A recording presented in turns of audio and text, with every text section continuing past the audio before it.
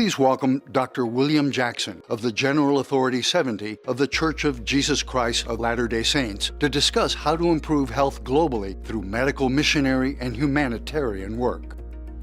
It is my pleasure and great honor to discuss with you today the topic of medical missionary work.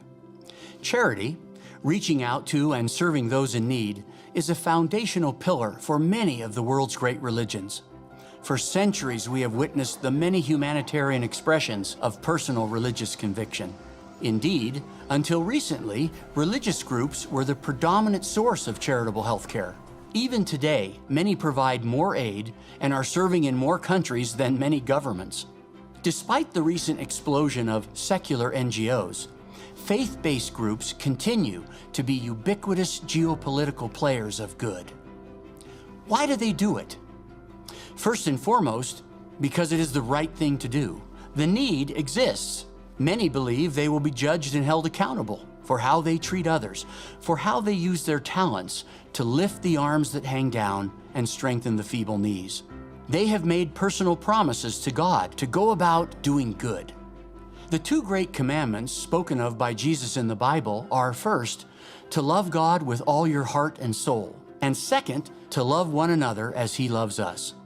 We demonstrate our devotion for deity by loving and caring for each other.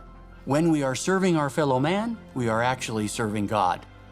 There are many medical and surgical issues that plague our human family that are fixable.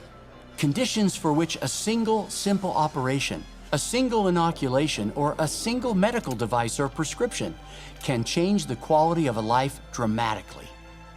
With need comes responsibility.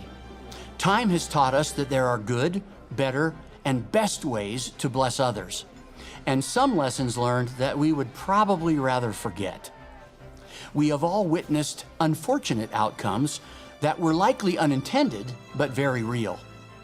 My own experience spans many decades and comes from participation and observation of many missions on every inhabited continent. Working with multiple organizations over time has given me, as it has many of you, the opportunity to discover what works and what does not. Many a project is marked by serious waste of resources due to rising overheads, bureaucracy, entrenched attitudes, a woeful grasp of even basic economics and human nature, and innocent ignorance about what would be most beneficial for a certain population. A multi-million-dollar MRI machine feels good to donate, but often sits useless when it can't be maintained or doesn't run on the same voltage available in a given country.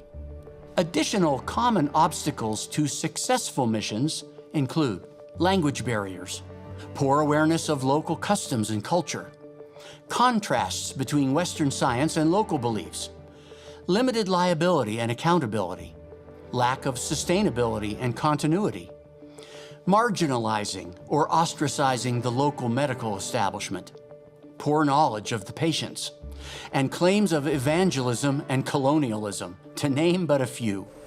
And except in the case of natural disasters or disease outbreaks, the fly-in approach to medical and surgical need has lost much of the luster that it had decades ago, and is actually disliked or unwanted by many recipient communities. Medical missionary work is nearly always well-meaning, but has not always been well-received or of much practical benefit.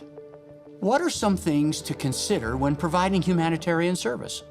What has been shown to really work over time? Let me share just a few lessons learned in no particular order. The mission should meet actual need. A community may not need a new hospital or clinic with all the latest cutting-edge gadgetry if it doesn't have electricity, trained healthcare providers, or a reliable water source. Get invested local help where possible. The days of Albert Schweitzer are just a memory. Today, local nurses and doctors are almost always available, qualified, and interested. Other good reasons to seek local medical involvement include they speak the local languages and dialects. They can better evaluate the patient's needs and challenges. They know what patient questions and obstacles to anticipate. They will be cheerleaders for the programs they are part of and become our friends. They have the best idea of who has the greatest need and how to reach those individuals. They can help by developing a slate of potential patients if our program is going to be a regular event. They help find local solutions to local problems. Find a way for those being helped to participate or contribute. It is important to provide some way to protect a patient's dignity and self-respect. Helping with logistical support or contributing something, anything, to help the next patient goes a long way to accomplishing that. Buy local when possible. Be sure that the project does not compete with the local economy. Long-term medical projects are usually preferable to one-shot or one-week missions.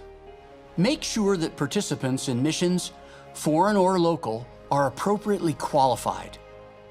Those that we serve must not feel that they are being practiced on or receiving less than our best. Establish coalitions, collaborations, and strong relationships. Partnerships can be amazingly helpful. Consider inviting international societies to assist. Local and national government need to be included where possible. The key here is cooperation with the importing of medical items, the provision of temporary licensing of foreign volunteers, waiving fees and taxes, and so forth. When contemplating a major mission, do some advertising among your home country's significant medical institutions. They may be looking for humanitarian programs to partner with. These relationships can ultimately be as or more important than provider skills or resources at driving the success of a mission.